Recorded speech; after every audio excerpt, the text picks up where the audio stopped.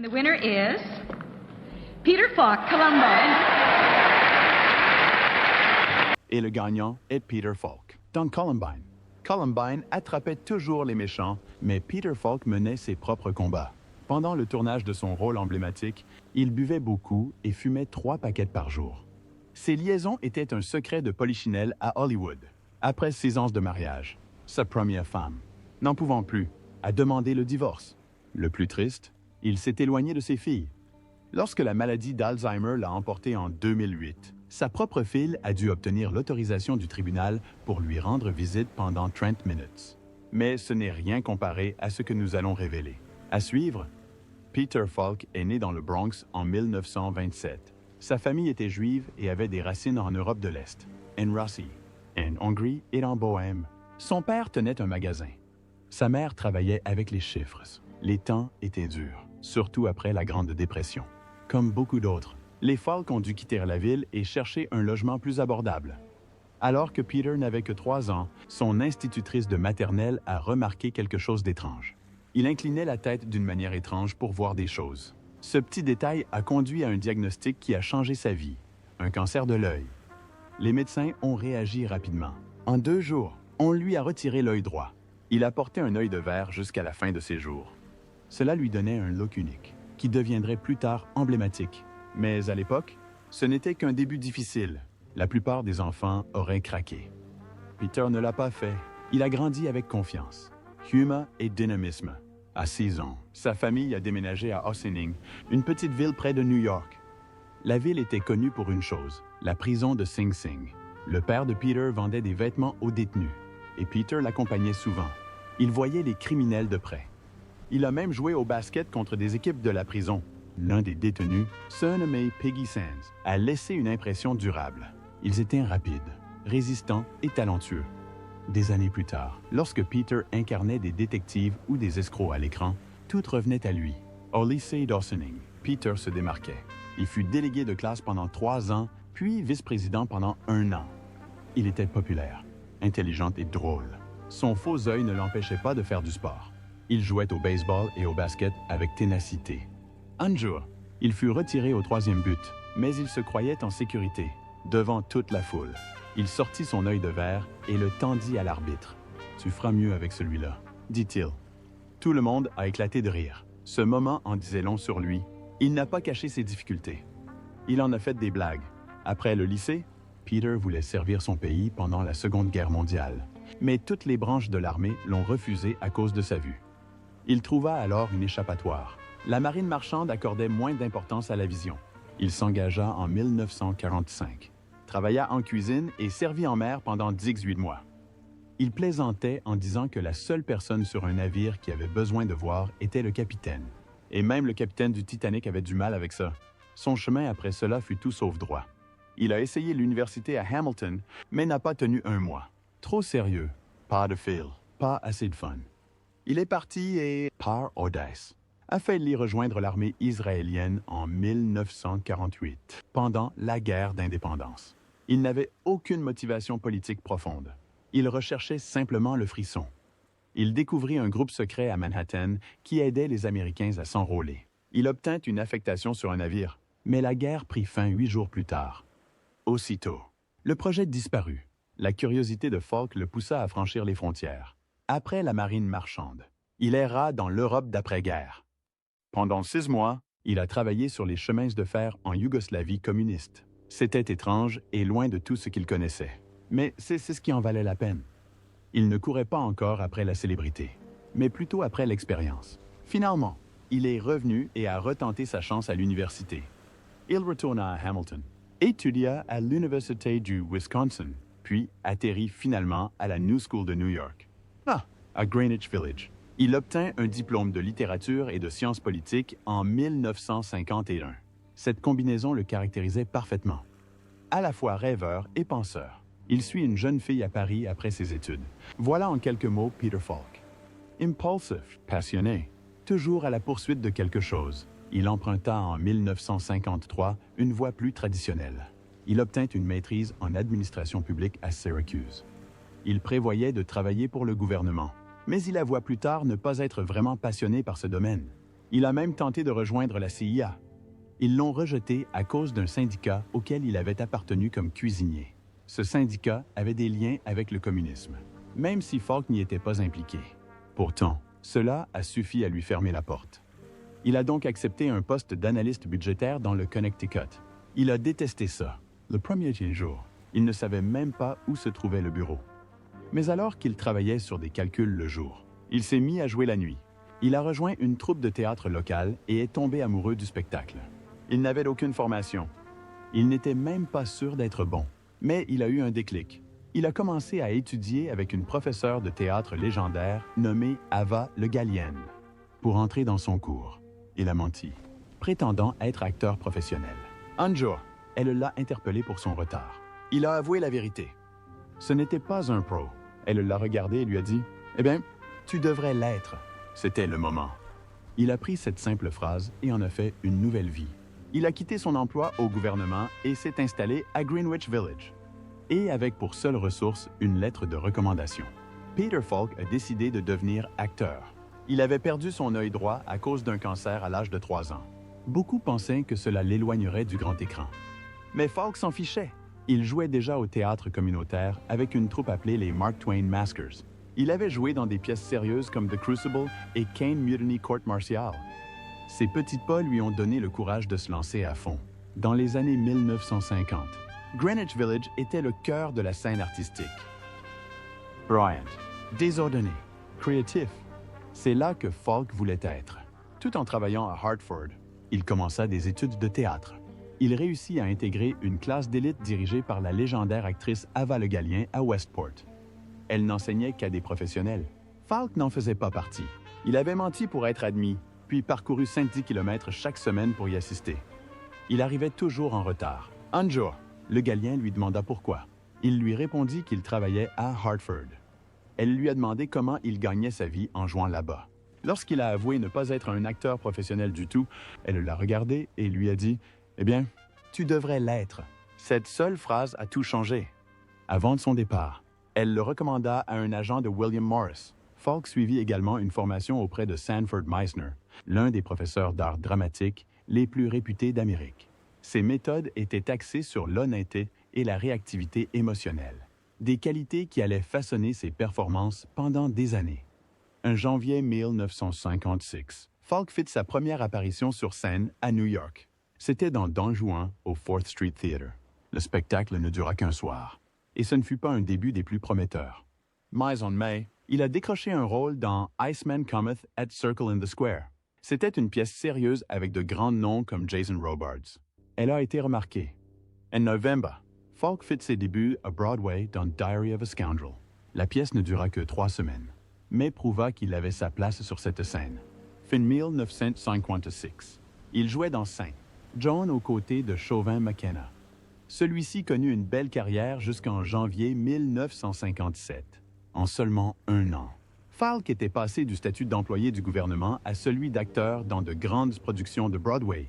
Le cinéma, en revanche, était un défi plus difficile à relever. Lorsque Falk a contacté Columbia Pictures pour la première fois, le directeur du studio lui a dit « Pour le même prix, je peux avoir un acteur avec 2 yeux. » Ce genre de refus aurait anéanti la plupart des gens. Mais Falk a persévéré. En 1958, il décroche un petit rôle dans Le vent à travers les Everglades, réalisé par Nicholas Ray. Ce n'est pas un rôle important, mais cela lui permet de se retrouver sur un plateau de tournage. En 1959, il incarne un tueur beatnik dans un film policier canadien intitulé The Bloody Brood. Ce n'était pas très glamour, mais cela a enrichi son expérience. Parallèlement, il s'imposait à la télévision. À partir de 1957, il participa à de grandes émissions d'anthologie comme Studio One, Robert Montgomery Presents at Kraft Television Theatre. Il a même passé un essai pour le film Marjorie Morningstar, mais n'a pas décroché le rôle. Hollywood n'était toujours pas convaincu. Puis est arrivé Murder, Inc. En 1960, Falk incarnait Abe Raylis, une mafieux. C'était un film à petit budget tourné en seulement 9 jours. Falk a trouvé son costume dans des friperies. Il a façonné le personnage à partir de souvenirs de type louche croisés dans une salle de billard pendant son enfance. Le résultat était électrique. Un critique du New York Times a écrit que Falk semblait inoffensif jusqu'à ce qu'il sorte un pic à glace. C'est ce retournement de situation brutal, cette froideur soudaine dans son interprétation, qui a incité les spectateurs à s'arrêter et à regarder. Malgré le budget du film et une promotion limitée, Falk a été nommé aux Oscars dans la catégorie meilleur second rôle. Il affrontait des stars de grands films comme Spartacus et La Garçonnière. Il n'a pas gagné, mais sa nomination à elle seule était un signal fort. Hollywood s'intéressait enfin à lui. La même année, Falk fut également nommé aux Emmy Awards. En 1961, il devint le premier acteur à être nommé à la fois aux Oscars et aux Emmy Awards la même année. Il récidiva l'année suivante. En 1961, un événement incroyable est arrivé à Peter Falk. Il a été nommé pour sa deuxième nomination consécutive aux Oscars, dans la catégorie meilleur second rôle pour Un monde de miracles. Un an plus tard, il avait obtenu sa première nomination pour Murder, Inc. Rien que ça aurait été impressionnant. Mais le plus incroyable, c'est qu'il a également été nominé aux Emmy Awards la même année. Et il a réussi cet exploit 2 années de suite. Aucun acteur n'avait jamais réussi ça auparavant. Au cœur de tout cela se trouvait une production troublée. Le réalisateur Frank Capra a déclaré plus tard que le tournage du film avait été une véritable torture. Mais Falk était le seul point positif. Capra a même affirmé que Falk lui avait fait oublier son sang-froid et son désir d'assassiner Glenn Ford. Il adorait tellement la performance de Falk qu'il a même un jour tourné une scène à nouveau pour la revoir. Ce même film a également lancé la carrière d'Anne Margaret, alors qu'elle apparaissait pour la première fois à l'écran. Falk marquait l'histoire. Mais ce qui a vraiment distingué Falk, ce ne sont pas seulement les récompenses. C'est l'implication avec laquelle il s'est investi dans chaque rôle. Les réalisateurs ont dit qu'il travaillait comme un fou. En 1962, après avoir récolté 2 nominations aux Oscars et remporté un Emmy pour le Dick Powell Theatre, Falk se lance à corps perdu. Il ne se contente pas de jouer, il incarne ses personnages. Il passe même 3 semaines avec de vrais policiers avant d'en incarner un. Il a effectué des surveillances nocturnes. Lors du tournage de La Grande Course, il a exigé une enfance complète pour un personnage qui n'avait que 14 minutes de présence à l'écran. En 1964, il a perdu 8 kilos en 2 semaines pour un rôle. Et lorsqu'il s'est blessé sur le plateau, il a refusé les analgésiques. Il disait que la vraie douleur améliorerait sa performance. Son intensité le suivait même hors caméra. Dans un projet de 1967, il est resté si longtemps dans son personnage que sa partenaire à l'écran, Julie Harris, a demandé à déjeuner ailleurs. Elle n'en pouvait plus. Tout en se plongeant dans ses personnages, Falk a mené une carrière à la télévision et au cinéma de 1961 à 1967. Il a débuté à la télévision à la fin des années 50, apparaissant dans des émissions comme Robert Montgomery Prisons et Kraft Television Theater. En 1961, il a été nommé aux Emmy Awards pour La Loi et Mr. Jones a fait une apparition lors de la première de Target, The Corruptors avec Walter Matthau, dans la 4e dimension. Il a incarné un dictateur paranoïaque. Dans la série d'Alfred Hitchcock, il était un gangster effrayant et un faux pasteur, mais il ne se contentait pas de faire des choses sombres. Dans La Grande Caravane, il incarnait un homme contraint de choisir entre sauver son frère ou un conducteur de chariot. Parallèlement, il enchaîne les rôles dans des films à succès comme Un monde fou, Feu et La Grande Course. En 1962, il réussit un exploit inédit, une nomination aux Emmy et aux Oscars la même année. Mais tout ne se passait pas comme prévu en coulisses. Falk se faisait une réputation de quelqu'un de très exigeant. Les réalisateurs disaient qu'il se disputait sur tout. Les dialogues, les angles de caméra, et même les portes, sur un film. Il leur a fait faire 37 prises d'une simple entrée parce que la porte ne s'ouvrait pas correctement.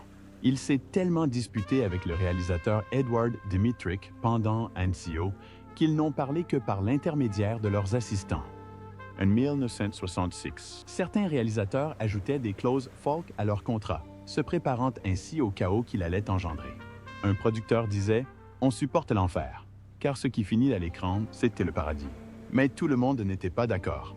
Certains producteurs cessèrent complètement de travailler avec lui.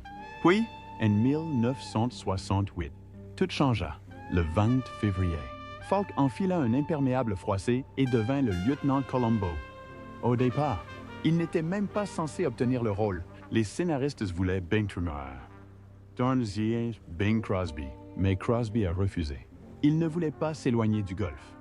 Avon Falk. Columbo avait déjà été interprété par deux autres acteurs. D'abord au théâtre en 1962, puis à la télévision en 1960.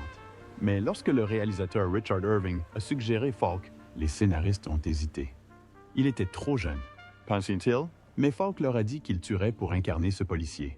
Cette passion l'a conduit à incarner Columbo pendant 35 ans. Le look du personnage venait tout droit de Falk. Ce vieil imperméable était à lui. Il le portait tellement qu'il a dû être remplacé au bout de 25 ans, car il tombait en ruine. Falk voulait que Columbo ressemble à quelqu'un qu'on ignorerait dans la rue. Dans un épisode, il a été pris pour un sans-abri. Ça a parfaitement fonctionné. Les suspects l'ont toujours sous-estimé. C'était le piège. Ils voyaient un type débraillé et maladroit. Mais derrière sa coupe de cheveux ratée et ses cigares bon marché se cachait un esprit affûté. Même son chien n'avait pas de nom, juste chien.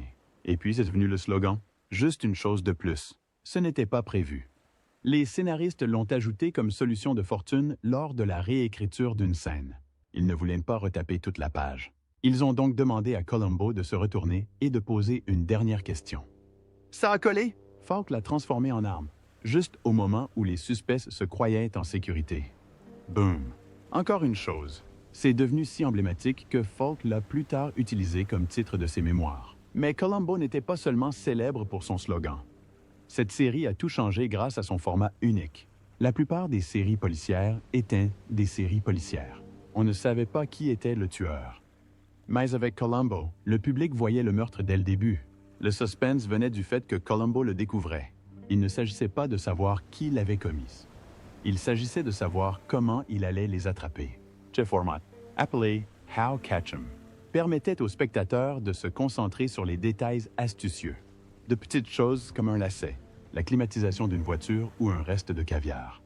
C'était plus comme assister à une partie d'échecs qu'à une course-poursuite. On connaissait l'issue, mais le frisson était de la voir se dérouler. Peter Falk n'a pas seulement joué un détective. Il est devenu une légende. Son rôle de Columbo a fait de lui l'un des acteurs les plus célèbres de l'histoire de la télévision. Il a remporté 4 Primetime Emmy Awards.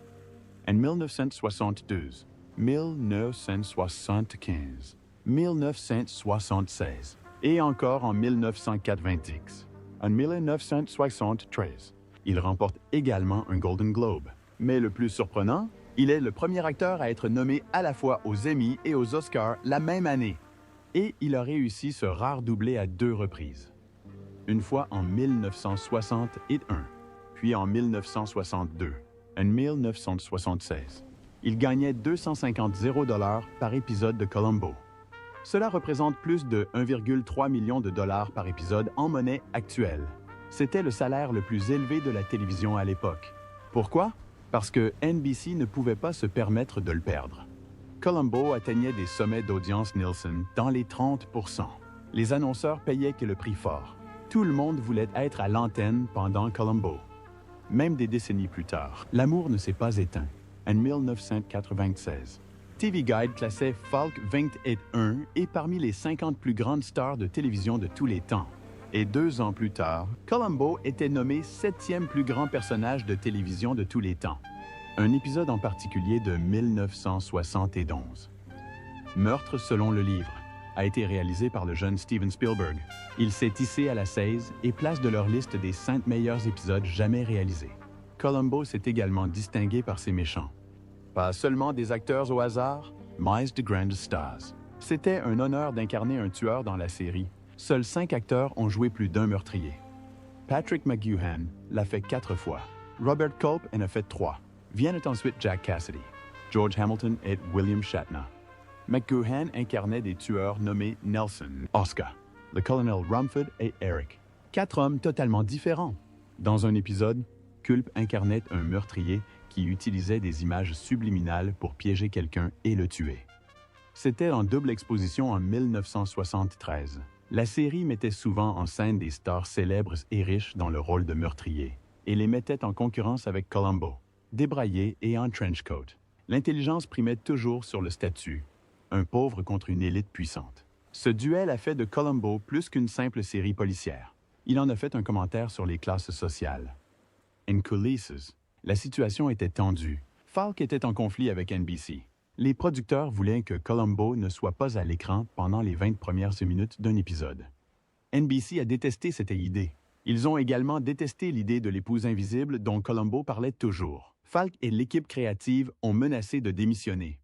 La tension ne s'arrêta pas là. En 1973, Falk était tellement paranoïaque à l'idée de perdre le contrôle de l'émission qu'il exigea un membre de l'équipe capable de protéger ses intérêts. Les scénaristes devaient garder les scripts sous clé. D'une manière ou d'une autre, Falk recevait encore des premières versions. Lorsque les producteurs le pressaient trop, il se lançait dans des discours intenses, si virulents qu'ils ressemblaient à des scènes de films de gangsters. Et ça a marché. Les dirigeants sont reculés. Il a même arrêté la production en faisant semblant d'être malade alors qu'on ne le laissait pas diriger. Finalement, ils ont cédé. Il a réalisé Blueprint for Murder en 1971. Mais tout ce pouvoir avait un prix. En 1978. Soit NBC en avait assez. Falk voulait plus d'argent. Les budgets explosaient. Le spectacle fut annulé. Même loin de Columbo, Falk repoussait les limites. En 1967, il rencontra le réalisateur indépendant John Cassavetes à la Paramount Cafeteria. Cassavetes a eu l'idée de 3 amis déchaînés après la mort de leur ami. Cela a donné naissance à Husbands en 1970, mais le financement a été interrompu. Les acteurs, dont Falk, ont déboursé près d'1 million de dollars au total pour le terminer. Falk n'était pas habitué au style décontracté de Cassavetes. Il a un jour admis « Je ne sais pas de quoi il parle ». Mais ils ont trouvé la solution. Plus tard, Falk a joué dans Une femme sous influence en 1974. Il y incarnait un mari issu de la classe ouvrière, aux prises avec la maladie mentale de sa femme. Ce film a été nominé 2 fois aux Oscars. Même l'écrivaine féministe Betty Friedan a salué Husbands. Dans un article du New York Times de 1971, elle a déclaré que le film montrait comment les hommes étaient eux aussi pris au piège. Seul, perdu et en quête de liens profonds. Falk a également remporté un grand succès comique. En 1979, La Belle Famille sort au cinéma. Avec un budget de 9 millions de dollars, le film a rapporté 38,2 millions de dollars. Il y incarnait Vince Ricardo, un étrange agent de la CIA entraînant son futur beau-frère, un dentiste neveu interprété par Alan Arkin, dans Le Chaos. Une scène où Falk hurle « serpentine » tandis qu'Arkin esquive des balles imaginaires est encore citée aujourd'hui. Les critiques ont adoré leur collaboration. Certains ont dit qu'ils étaient comme une nouvelle version des producteurs. Le film est devenu si emblématique que la CIA l'a même montré aux nouvelles recrues de son camp d'entraînement. Lorsqu'un remake est sorti en 2003, il n'a pas fait le poids, l'original s'est resté un classique. Puis est venu l'un de ses rôles les plus tendres. Dans Princess Bride, 1987, Falk incarne le grand-père racontant un conte de fées à son petit-fils malade. Le film a rapporté 30,9 millions de dollars. Un chiffre modeste à l'époque, mais il est devenu un classique culte. La voix de Falk ajoutait une touche de sagesse et de chaleur. Il prononçait des répliques comme « comme tu veux », avec un juste équilibre entre amour et humour. Ces scènes donnaient au film toute son âme. Même Roger Ebert a souligné que la voix de Falk avait un charme brut. Pas trop doux, juste assez tranchant pour maintenir l'intérêt. Le film a ensuite été sélectionné pour être conservé au Registre national des films des États-Unis. À ce stade, Falk avait tout fait, le drame, la comédie et même la réalisation. Il a réalisé d'autres épisodes de Columbo, et certains initiés ont affirmé qu'il en avait aussi secrètement réalisé d'autres. Il s'est fait connaître en réalisant des dizaines de prises pour réussir une réplique. Au fil des ans, son salaire n'a cessé d'augmenter. À son retour à Columbo en 1989, il gagnait 600 $ par épisode. Il avait même prévu un dernier film intitulé La dernière affaire Columbo. La projection débuterait lors de la fête de départ à la retraite du détective. Mais la chaîne n'était pas intéressée et la santé de Falk déclinait. Pourtant, cette part d'insatisfaction et de curiosité en lui subsistait. Ce même côté qui faisait pencher la tête, plisser les yeux et dire à Columbo « Encore une chose ». C'est ce côté de Peter Falk qui ne cessait jamais de travailler, qui n'abandonnait jamais et qui ne lâchait jamais l'histoire. Peter Falk avait l'air d'un homme qui avait tout pour lui. Célébrité, agent, récompense et un rôle. Le lieutenant Columbo a fait de lui une figure emblématique, mais derrière ce charmant détective débraillé se cachait une vie pleine de souffrances, de trahison et de conflits. Tout a commencé en 1960, lorsqu'il a finalement épousé Alice Mayo, une femme qu'il avait courtisée pendant 12 ans. Ils se sont rencontrés à l'université de Syracuse, sont tombés amoureux et ont adopté 2 filles, Catherine et Jackie. La même année, Falk a été nommé aux Oscars. De l'extérieur, tout semblait parfait, mais les fissures commençaient déjà à se former. Alors que le monde le voyait comme un détective loyal et bienveillant à l'écran, Falk menait une vie bien différente hors caméra. Il avait la réputation de courir après les femmes sur presque tous les plateaux de tournage. Les membres de l'équipage pariaient discrètement avec qui il flirterait ensuite. Sa liaison avec Shara Denise, de 22 ans sa cadette, débuta alors qu'il était encore marié à Alice. Elle n'était pas la seule. Falk était connu pour fréquenter plusieurs femmes, parfois dans des villes différentes. Les initiés d'Hollywood n'en furent pas surpris. Son infidélité devint un secret de polichinelle. Mais ses problèmes ne s'arrêtaient pas là. Falk était un gros buveur et un fumeur invétéré. 3 paquets par jour, de la vodka au déjeuner, des disputes sur le plateau. Il arrêtait de filmer toutes les heures juste pour allumer une cigarette. Les réalisateurs détestaient travailler avec lui.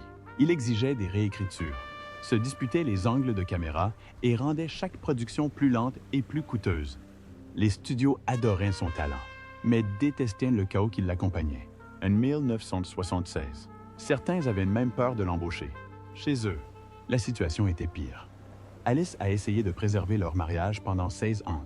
Elle s'est concentrée sur l'éducation de leur fille et a gardé le silence sur les liaisons de son mari. Mais fin 1975, elle en a eu assez. Falk avait commencé à fréquenter ouvertement Shara Denise et Alice n'en pouvait plus. Elle demanda le divorce en 1976. Past the drame. Juste un adieu discret. Elle a obtenu la maison et le soutien, mais n'a jamais critiqué son mari publiquement. Pour le bien de leur fille, elle est restée polie. Pendant ce temps, Falk gagnait 250 $0 par épisode de Columbo. Mais à mesure que son étoile montait, il s'éloignait de plus en plus de ses filles. Entre 1971 et 1976, il était absent pendant des semaines. Catherine, sa fille aînée, le poursuivit plus tard en justice après qu'il eut cessé de financer ses études à Syracuse. Bien qu'il ait accumulé plus de 5 millions de dollars en 1975, il s'est battu contre elle devant les tribunaux. Leur relation s'est effondrée. Et lorsqu'il a épousé Shara en décembre 1977, à peine un an après son divorce, la situation n'a fait qu'empirer. Shara avait remporté le titre de Miss Monde Pennsylvanie en 1970. Elle était belle, ambitieuse et déterminée. Leur mariage dura 33 ans, plus longtemps que prévu. Mais cette période fut marquée par des disputes, des séparations et des tensions. Et à mesure que Falk grandissait, les choses prirent une tournure plus sombre. En 2006, Falk publia ses mémoires, Just One More Thing. C'était drôle, honnête et désordonné, tout à son image. Il ne suivait pas de chronologie.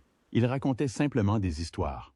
Un cancer infantile qui lui a arraché un œil, 12 ans de lutte pour devenir acteur, des amitiés avec des légendes comme John Cassavetes. C'était Falk, selon ses propres mots, mais peu après, tout a changé. Une opération dentaire en 2007 a semblé déclencher un déclin rapide.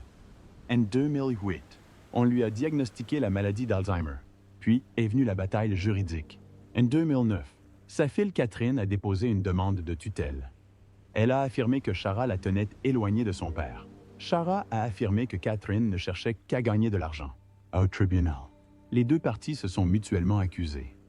Catherine affirmait avoir reçu des centaines de cartes postales de son père. Maintenant, disait-elle, Shara lui claquait la porte au nez. Les avocats de Shara ont riposté avec le journal de Falk, affirmant qu'il était séparé de Catherine depuis des années. Le juge a tenté de trouver un terrain d'entente. Shara a pris le contrôle, mais n'a autorisé Catherine à lui rendre visite que 30 minutes tous les 2 mois. À ce moment-là, Falk était tellement dérangé qu'il ne la reconnaissait même plus. C'était déchirant. L'homme qui jouait un détective était apprécié pour son empathie. Il ne se souvenait même pas de sa propre fille. Et puis vint le coup de grâce. Le 23 juin 2011, Peter Falk s'éteignait à l'âge de 83 ans. Une pneumonie et la maladie d'Alzheimer y mettaient fin à une vie qui avait autrefois été si radieuse. Mais Catherine n'a reçu aucun appel, aucun message familial, aucun au revoir privé. Elle l'a appris aux informations. Comme tout le monde était en deuil. Steven Spielberg l'a salué.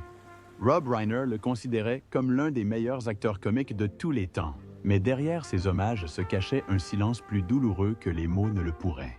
Ces fils furent une fois de plus laissés de côté.